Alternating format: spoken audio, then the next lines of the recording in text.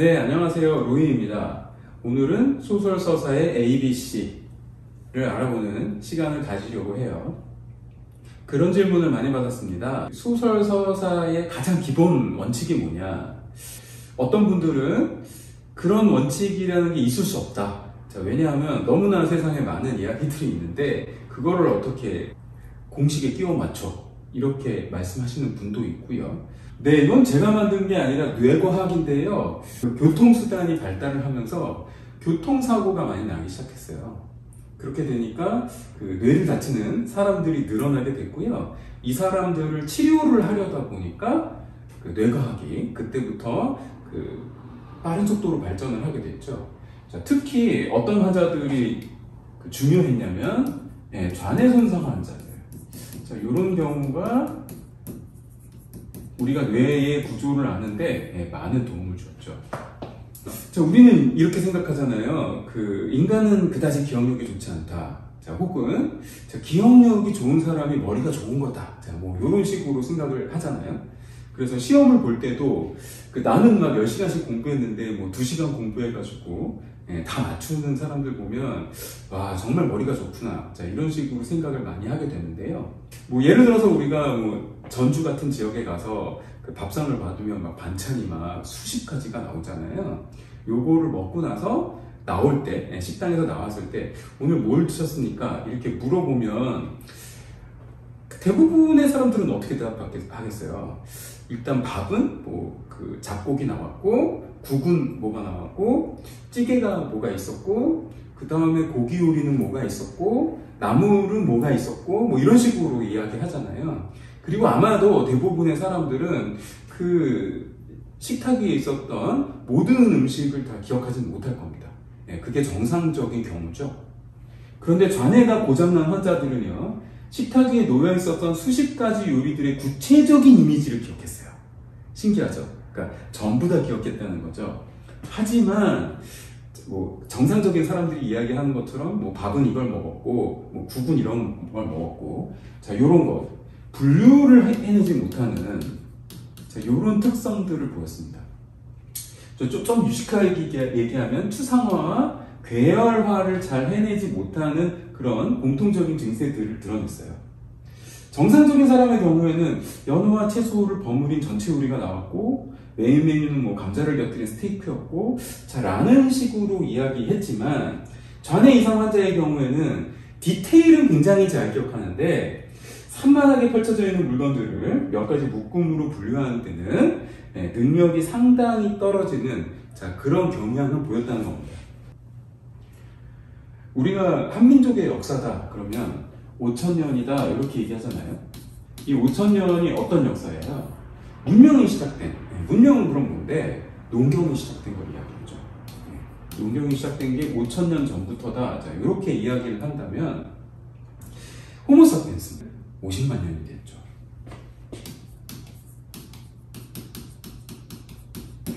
그럼 얘를 100으로 잡으면 농경시대는 사실 1%밖에 되지 않는다는 거죠. 그럼 99에 해당하는 시기를 우리는 어떻게 보냈어요? 수렵 채집인으로 보냈다는 이야기가 됩니다.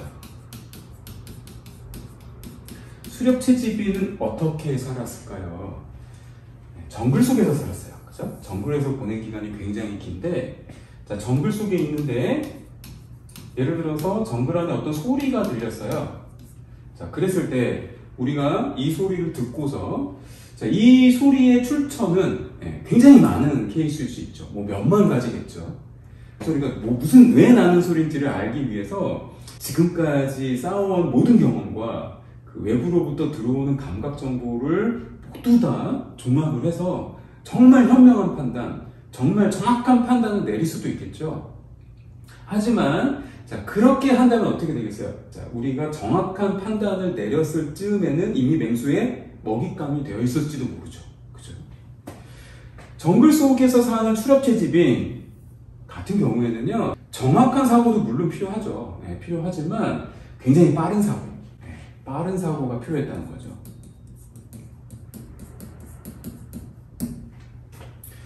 소리가 났다. 그러면 뭐가 제일 중요해요? 얘가 나한테 위험한 맹수인지 아니면 내가 잡아야 될 어떤 사냥감인지, 이 두 가지가 가장 중요해요. 왜? 이거는 위험 요소고, 사냥감은 내가 얻어야 될 일종의 리워드잖아요. 네. 이건 나의 생존이야. 그죠? 그러니까 둘 다 사실은 생존이랑 맞닿아 있는 거죠. 그죠? 그래서 생존과 관련된 것만 빠르게 판단하는, 위험한 것인가 필요한 것인가, 자, 이것만 빠르게 판단하는 그런 두뇌를 가지게 되었는데요. 자, 이런 경우에는 중요한 정보를 제외한 나머지 모든 정보들은 빠르게 버리는 게 중요하겠죠. 자, 그 버리는 역할을 해준 게 뭐다? 바로 좌뇌라는 겁니다. 바로 이 좌뇌가 필터링을 잘해주는 이런 역할들을 해줬기 때문에 호모사피엔스는 크게 융성할 수 있었다. 자, 이렇게 얘기를 해주는 거군요. 자, 그럼 어떤 결론이 나와요? 좌뇌는 우리를 더 똑똑하게 만들어줬다기보다는 우리를 빠르게 만들어줬다. 자, 이렇게 이야기할 수 있고요. 자, 그리고 좌뇌는 기억하는데 유리한 장치라기보다는 그 기억을 버리는데, 쓸데없는 정보를 빨리 버리고 그 다음에 유효한 것만은 거기서 뽑아내는, 자, 이런 기능을 주로 가지고 있다는 거죠. 그래서 자폐 스펙트럼 같은 경우에는 여러 가지가 있을 수 있겠지만 그 중에 하나는 그 외부로부터 들어오는 정보들이 너무 많아서 자신이 어떻게 행동해야 될지 모르는 그런 스펙트럼도 있는데요. 그 고기능 스펙트럼이라고 해서 그 정상인보다 훨씬 뛰어난 능력을 보이는, 자, 이런 경우들도 우리가 볼 수가 있죠. 뇌를 작동시키는 데 있어서 중요한 역할을 하는 게 또 뭐냐면 호르몬입니다. 자, 그럼 호르몬은 어떨 때 많이 발생했겠어요? 자, 방금 보신 것처럼 위험을 피하고, 그리고 또 하나는 이제 먹잇감, 나한테 필요한 것을 얻을 때 그 호르몬이 많이 뿜어져 나왔다는 거죠. 그래야지만 그 생명체가 자신한테 유리한 방향으로 움직이게 유도할 수 있잖아요. 그 수렵 채집인의 어떤 행동 방식을 이제 우리가 도식화해 보면, 자, 어떤 상황이 있고요. 이 상황에 대해서 예측하는 과정이 굉장히 중요합니다. 자, 정글 속에서 소리가 들렸어? 자, 그럼 그게 맹수일까? 아니면 사냥감일까? 자, 이렇게 이분법적으로 생각하는데 일단 우리는 길들여져 있어요. 기본적으로 호모사피엔스는 빠른 사고를 할 때는 이분법적인 생각을 한단 말이죠. 자, 물론 긴 사고를 할 때는 얘기가 완전히 달라질 수 있지만 이게 기본 형태라고 하는 것입니다. 우리는 스토리를 만들 때 독자에게 어떤 상황을 주고요. 그 상황에 대해서 독자가 A인지 B인지를 스스로 한번 예측해 볼 수 있는 그런 시간을 반드시 부여해 줘야 돼요. 이 포인트를 놓치게 되면 똑같은 이야기라고 하더라도 그 이야기가 왠지 심심하게 느껴지고 뭔가 밋밋하게 느껴지는, 그럼 계속해서 A, B로 간다? 네, 계속해서 A, B로 간다? 자, 요 A, B는 예상 가능한 범위라고 할 수 있어요. 네, 예상 가능하다. 뭐 어떤 사람은 A라고 생각하고 어떤 사람은 B라고 생각하겠지만 어쨌든 50%는 맞출 거 아니에요. 그죠? 이렇게 이분법적으로만 가면 스토리가 재밌을 수가 없겠죠? 자, A, B로 가다가 어느 순간에는 C를 보여줘야 되는, 자, 이렇게 A, B, C로 가줘야 되는 것이 바로 서사의 기본 구조라고 할 수 있습니다. 자, 어떤 예상을 했을 때 그게 맞을 수도 있지만 작가가 혹은 스토리가 A도 아니고 B도 아니야, C야 라고 하는 것을 보여주는 이런 지점. 자, 요런 구조는요, 우리가 알고 있는 거의 모든 서사 장르에, 자, 이런 구조에 걸리지 않는 건 없다. A, B로 가다가 살짝 틀어서 C를 보여주는 것. 이것도 우리가 소설에서 텐션이라고 이야기하거든요. 자, 그럼 이런 A, B, C의 법칙을 우리가 장르 소설 혹은 스토리에 적용을 해보면요. 자, 보시는 바와 같이, 자, 이런 장르 소설의 스토리는 이렇게 번개 모양의 배터를 가지게 됩니다. 자, 주인공은 어떤 상황에 대해서 A로 갈까, B로 갈까, 이런 선택을 하게 돼요. 자, 또 A 뒤에는 또 다른 선택이 있겠죠. 장르 소설 같은 경우에는 이런 주인공의 선택이 쉽게 성공하지 못합니다.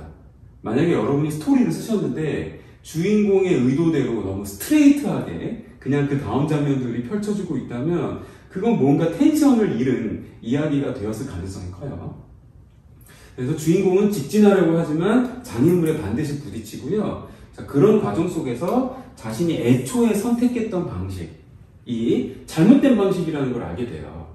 경험을 통해서 자신의 이러한 최초의 선택을 교정을 하고 수정을 해서 어떻게 보면 자기 자신의 어떤 사고 구조를 바꾸는 거라고 할 수도 있죠.